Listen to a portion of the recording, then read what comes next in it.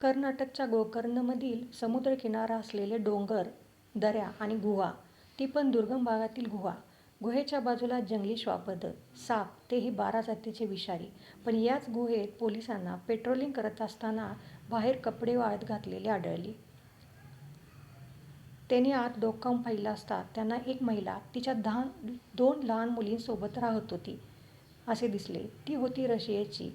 ती गुहेत का राहत होती? कधीपासून राहत होती? तिला या जंगली श्वापदांची, वातावरणाची भीती वाटली नाही का?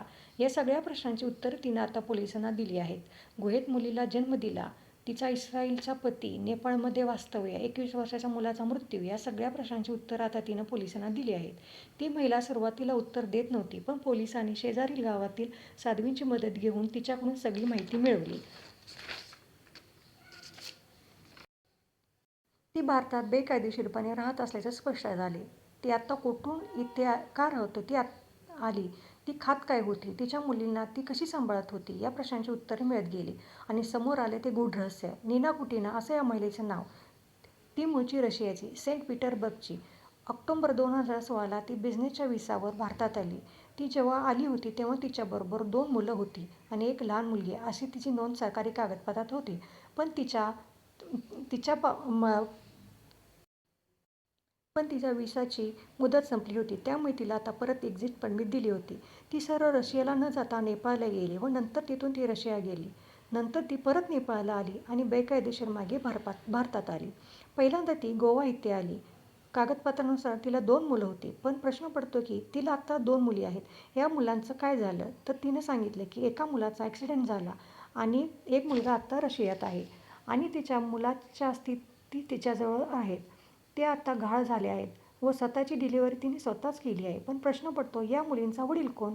या पोलिसांना गुहेत नूडल्सची पाकिटं, फळं, वनस्पती आढळून आल्या. पोलिसांना या गुहेत साप देखील आढळून आले. मग ती महिला राहत कशी होती हा प्रश्न पडतो. सुरुवातीला तिनं आपण जवळच्या गावातून सामान आणत होतो असं सांगितलं. गुहेपासून गाव खूप लांब होतं. लोकांना तिनं कधीच आपला पत्ता सांगितला नाही. आपण चुलीवर स्वयंपाक करायचा असं तिनं सांगितलं.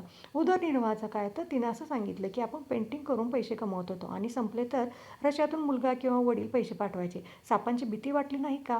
असं तिला विचारलं असता ती म्हणाली, सापांपेक्षा माणसाची भीती वाटते. साप तर आमचे मित्र होते. माझ्या मुली इथे आनंदात राहत होत्या. आम्ही इथे खूप खुश होतो निसर्गाच्या सानिध्यात. मी आत्तापर्यंत 20 देश फिरले आहे, पण तेथील गुहेतच राहिले आहे असं तिनं सांगितलं. तिला आता पुन्हा रशियात पाठवायची प्रक्रिया सुरू झाली आहे. त्याचा खर्च देखील तिला करायचा आहे. तिच्या नवऱ्याचं काय? आता तिच्या नवऱ्याचाही पत्ता लागला आहे आणि आता आम्ही 8 वर्षापूर्वी गोव्यात भेटलो होतो असं त्याने सांगितलं. तिचा नवरा एक इस्रायली बिझनेसमॅन आहे. 2 मुली आपल्या आहेत असं त्यानं सांगितलं. रॉर गोल्डस्टीन असं त्याचं नाव आहे. त्याच्या म्हणण्यानुसार तो मुलांच्या संगोपनासाठी पैसे द्यायचा. पण नीना मुलींना भेटू द्यायची नाही. मुलींना उच्च शिक्षित करण्याचं आहे असं त्यानं सांगितलं. नीना मला न सांगता गोकर्ण आली होती. या तिघी कुठे आहेत मला माहीत नव्हतं. मला माझ्या मुलींसोबत राहायचं आहे असं त्याने सांगितलं. तिचं गुहेत राहणं म्हणजे काँक्रीटच्या जंगलापासून लांब शांत निसर्गाच्या सानिध्यात राहायचं होतं असं तिनं सांगितलं. आता या महिलेला तिच्या रशिया या मायदेशी पाठवण्याची तयारी